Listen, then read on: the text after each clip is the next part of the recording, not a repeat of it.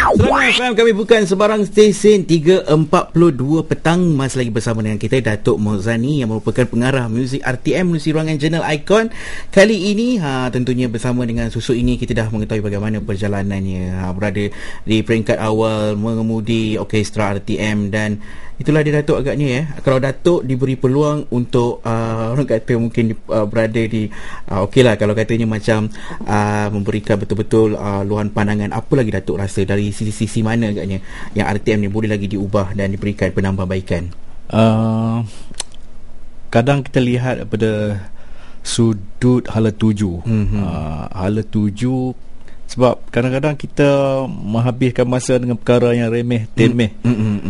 Saya tak naklah memberikan contoh di sini, tapi kadang-kadang banyak perkara yang kita boleh laksanakan. Sebab itu kita adakan kalender.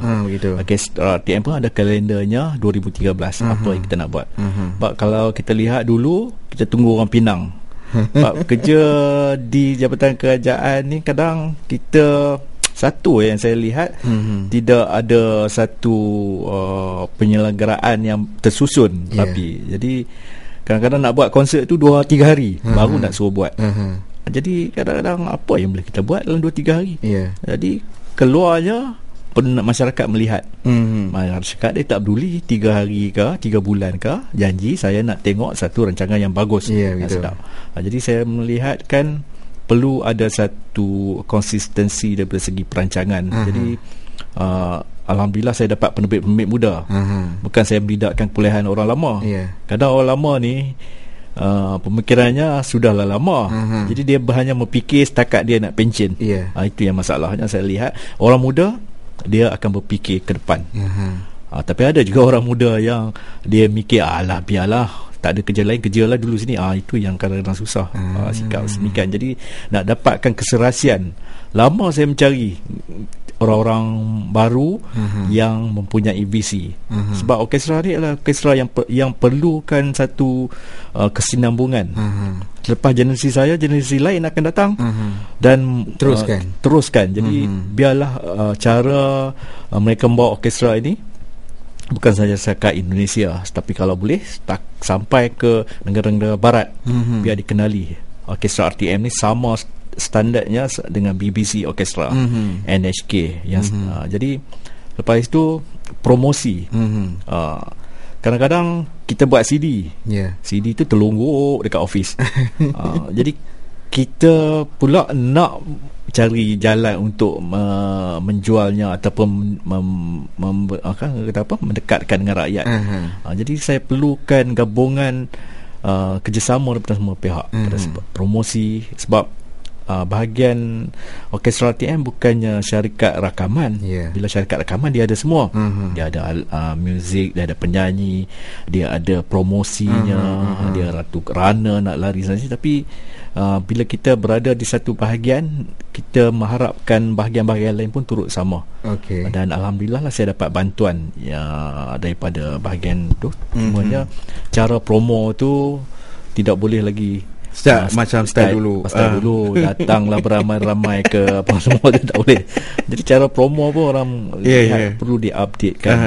Jadi kadang-kadang macam tu lah, kalau keluar pun kalau orang tak lihat, tak tengok, tak guna juga lah.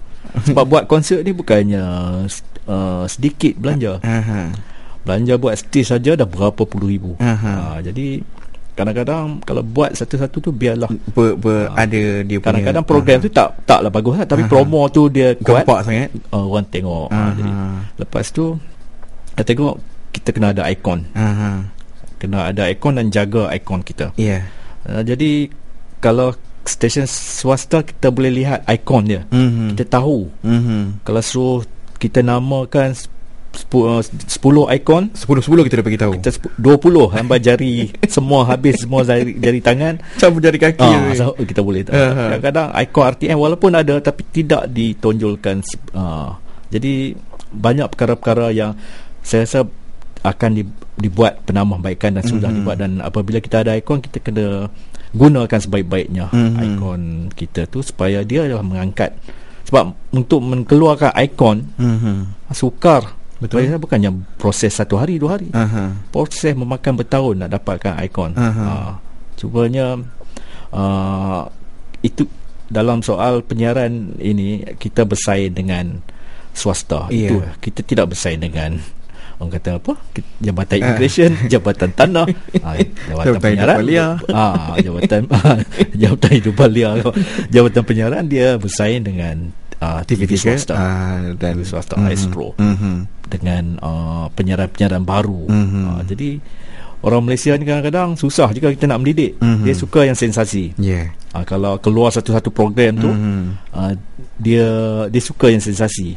Program yang berbentuk ilmiah ni agak suka lambat sikit lah. Tapi kita terpaksa proses mendidik ni memang lama lah. Betul. Saya rasa kalau orkestra dengan 5-piece band, Azlan dengan typewriter kan, masalah banyak lagi orang pergi pada Azlan. Jadi macam mana kita nak bawa orang tengok orkestra, kita gabungkan Azlan typewriter dengan orkestra, keluarkan secara bersantai. Itulah yang terlalu nampak elit sangat. Susah kerana orang-orang Malaysia ni dididik sebegitu. Nak marah pun tak boleh dah. Tak boleh. Kita pun kadang kita suka tengok sensasi. Macam di barat lain, dia ada banyak berjuta rakyat dia. Jadi dia ada pengikutnya setiap sendiri. Okey Datuk, agaknya kalau mereka di luar sana yang mungkin nak berada dalam kelompok orkestra RTM agaknya kan, apakah Datuk boleh beritahu mereka bagaimanakah prospek kerja ini, khususnya menggelar orkestra RTM ini? Sebenarnya untuk menjadi ahli muzik yang berjaya, satu, kalau nak bekerja dalam orkestra dah tentu kena pandai membaca nota. Selain pada pandai mengendalikan alatan muzik masing-masing. Sebab main muzik ini kadang-kadang yang tak ada sertifikat, tak ada sijil pun bagus permainannya. Tapi yang pergi belajar kadang-kadang permainannya pun kalau dibandingkan dengan orang yang belajar sendiri ni, ada yang belajar sendiri lagi bagus. Jadi kalau boleh ada kedua-duanya, lagi bagus. Sebabnya setengah orang pergi belajar muzik kerana tak boleh masuk belajar lain, bidang lain. Tak boleh. Jadi memang kena ada matlamat dekat situ ya. Jadi kalau nak masuk belajar muzik, biarlah minat dan keupayaan. Kalau tidak, bagi saya lupakanlah.